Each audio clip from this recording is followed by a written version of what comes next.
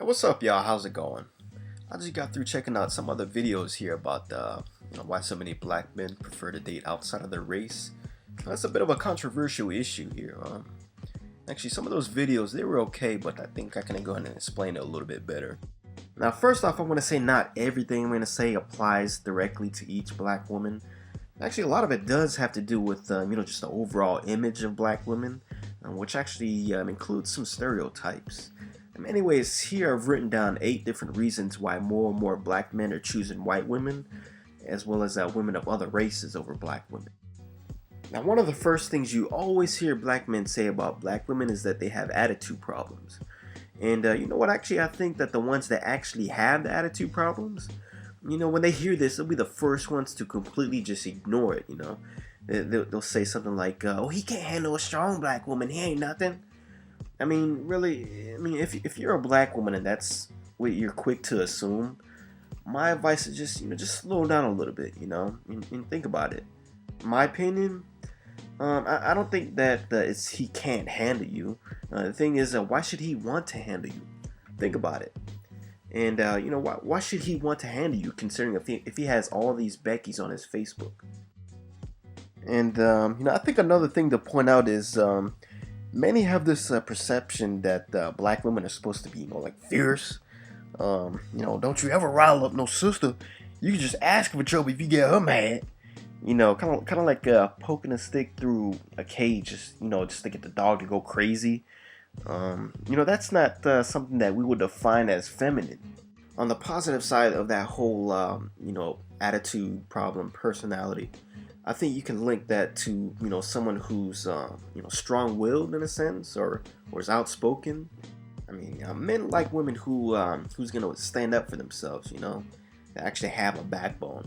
That's all good, but when it comes to the point where you just it just seems like you're just too overly confrontational all the time, or when it seems like you're just too eager to prove someone wrong, nobody wants to put up with that. I mean, if there's an issue, go ahead and point it out to him, but it shouldn't seem like you're just that willing to confront someone all the time, because in a way, I mean, to him, in his eyes, it'll seem like you're trying to challenge his masculinity. And now another thing, and I know it's gonna be some bros out there that's gonna agree with what I'm saying, but ain't it annoying when you got a woman who, they know you won't hit them, so they'll use that to their advantage. Just all up in your face, just screaming, you ain't gonna do shit, you ain't gonna do shit. And just going full force. But then, if you were to do something, they'll be like, "Oh, you gonna hit a woman? Well, you ain't a real man." It's like you can't win. You can never win. Now, again, I know this doesn't apply to all black women, but I think if it ain't obvious, I think that black women are naturally louder than men. And actually, I think that can be a good thing. But for example, I think that's what made Whitney such a great singer. But I think it's just overall, it's just important to recognize the difference between your inside voice and your outside voice. Also, I think people need to recognize that yelling in an argument, it doesn't help your argument. I think it's good for, say, if you're in an argument that may lead to like a physical altercation, and then yelling may scare off the potential threat. But if it's just your spouse, I just find it practically useless to yell. I think people should just learn to control their emotions. All right, Ghetto is not attractive on women. Now, I'm sure there's gonna be some dudes who disagree. I know some dudes who they might like those hood rat blockheads. But I think 9 times out of 10 there's gonna be guys prefer women with class. Now, I know for me, if you even just so much as just mention the word ghetto, there's just some things that automatically come to my mind. The first thing is poverty. And if you grew up poor, that's fine. Not everybody's born into a wealthy family. But the fact is, if you were raised poor, okay, say if I were taking you to meet my parents, and we go to a nice upscale spot, we shouldn't be reminded of your poor upbringing. Especially if you're one of those loud chicks from a couple minutes ago. The whole restaurant doesn't need to know of how the price of them scallops got you fucked up. Now, the second thing that I automatically think of when you mention the word ghetto is I generally think of those people with, they have a low IQ. And, I may be wrong for assuming this, but, there's just too many ghetto folks that I've met that, they don't seem too bright, Um, yeah, they're like that, what's your name is? And, they're saying this while patting the itch in their head. I'm not even saying that all black women are like this. I think that that black women should refrain from that ghetto image. Men like women that they can show off. Not that, oh my goodness. Oh my goodness. All right, now the fourth reason is they're too high maintenance. And it's one thing to want to look good and to keep up with the latest fashion trends, but it's a completely different thing when you feel it's his job to provide you with everything. And actually, I've seen a lot of chicks that are like this, and they'll still claim to be independent. And another thing, I think a lot of women rate men based on their careers. Like, girl, I asked him about his job. He talking about construction. Fool, that ain't no real job. What you gonna buy me? It's one thing to like nice things, but it's another thing when greed becomes an issue. And especially if you're a Christian. Now, also, I think if you like to spend money that much, make your own money, then spend it. And also, I don't care how much money you have. I think it's important to stay away from that materialistic facade. I think a lot of people like to play this competition thing. For example, you got a Lexus, and then someone buys a BMW. So you feel like you got to go out and buy a Benz, so that they're not better than you. Basically, go ahead and get what you like, and don't worry about what other people like. And many women have the certain expectations of what they want in a man. For example, he has to be at least 6'2", physically fit. He has to be a beast in the bed and a college grad with a high-paying job, no kids, and a car that costs at least 40 stacks. It's okay for a woman to have preferences, but to men, many times we'll perceive it as someone who basically just thinks they're the shit. And the thing is, when we see a woman that we know that thinks they're the shit, we usually just see her as the ultimate target to hit it and quit it. And when he does hit and quit it, that basically just make him feel better about himself, while at the same time he'll feel like he just brought you off your pedestal. My recommendation, instead of having these strict garbage expectations, just simplify them. For example, a man who's healthy, wise, and ambitious.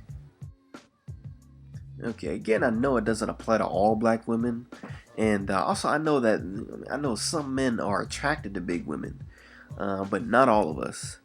I don't know what it is, but it seems to only apply to black women in America. Not really black women in other places around the world, like Jamaica or the UK. Y'all need to work on this.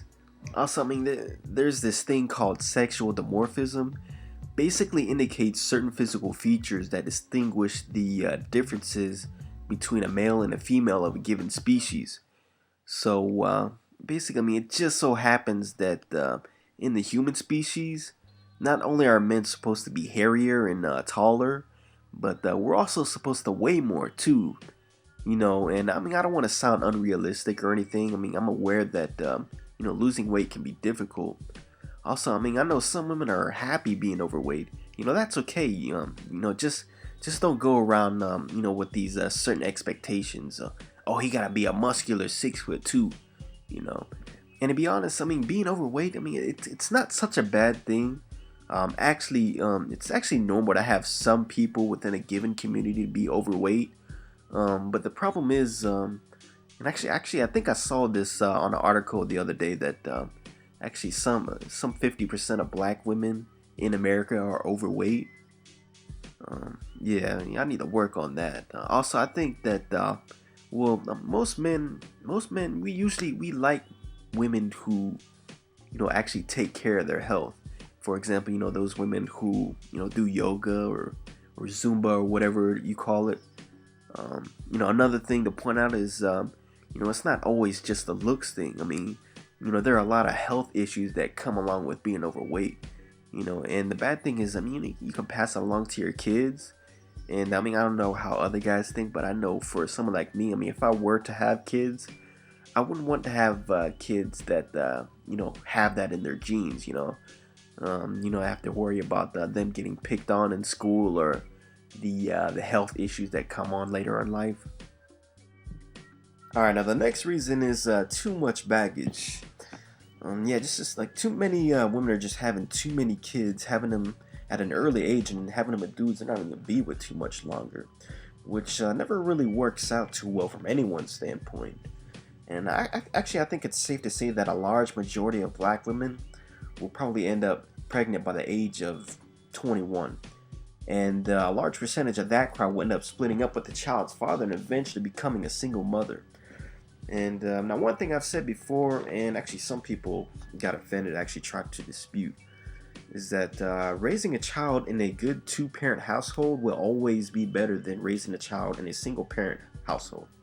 That said, there will probably be some black women watching this video, like, saying it takes two to tango, which is true. Many guys need to stop being such deadbeats. However, at the end of the day, the majority of the kids that are raised by one parent, they're more than likely going to end up being raised by their mothers. That's just the way it is. Y'all need to start selecting your partners more carefully, and stop having these kids from these accidental or these surprise pregnancies. All right, actually, yeah, I was really debating on whether to add this reason or not. Actually, here's the issue. One thing that I've been trying to preach a lot lately is that beauty is not race specific. In other words, someone's race has nothing to do with whether or not they're attractive or not. Beautiful people come in all races and ethnicities, as well as the ugly fucks come in all different races too. However, I feel that we live in a society that not only stresses otherwise, but they also have the power to influence the masses. For example, I remember actually last year a lot of people were mad about something that Lil Wayne said pertaining to dark women being uglier or something like that, than red bones. Basically what I'm trying to say is that our society has the ability to influence people's ideas on what they like and dislike through the media without them even knowing it. And they can also do this, and they can do this at a very young age. That said, why is it that the women that are considered most attractive within the black community, they always have these foreign features? For example, Alicia, Halle, and Beyonce. And I'm not even talking about body physique and all that booty, hips, and thighs. Actually, black women obviously have that down pat. But I'm talking about just straight beauty from the neck up. Does Beyonce really look better with blonde weave? What if Alicia's features were a little more black? Would Jennifer Hudson be any more attractive if she just wore her natural hair? I think that people's answers to these questions will explain the answer to the title of this particular subject. For example, you may think that Kelly Rowland really looks better when she wears her weave, but one can argue that if you believe that, then black women in her natural state are indeed inferior. And I think that this mentality that long wavy hair is better will not only just rob black women of their beauty, but it'll actually just strengthen the image of white women. And you ask me what I think. Actually, I think if you give these women a solid chance and a better spotlight in the media, the whole world will recognize that they are indeed as beautiful as the rest of the women. In conclusion, I want to tell you that I may do a follow-up video depending on the response that I get here. I think that video will be about whether it is wrong for black guys to ignore black women for white women. I'll tell you right now, my answer right now is yes, I do think it's wrong. Don't forget to rate and comment. Let me know what you think. If you think I was wrong somewhere, yeah, go ahead and point it out. I'm very open-minded to other people's opinions, and I'll admit when I'm wrong. Just make sure that your argument's legit and not none of that profane nonsense. All right, peace.